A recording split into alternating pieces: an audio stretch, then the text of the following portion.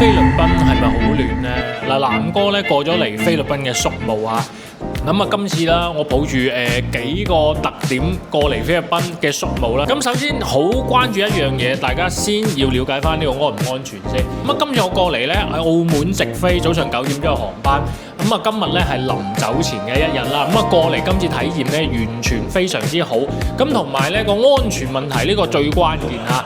咁啊，當然啦，今次咧邀請我過嚟體驗呢間咧係一間5星6星嘅酒店啦。當然酒店設施非常之靚啊，喺裏邊係極度安全。咁啊，第二日啦，因為呢排咧有一個叫聖嬰節啦，即係等於好似我哋國內嘅佛誕等等，成條街係封路，全部都係人。同埋我見到好多韓國人啦、日本人啦，其實成街都係啊。咁其實我睇翻啦，治安咧成個宿務啦，我問過好多人，其實係完全冇問題。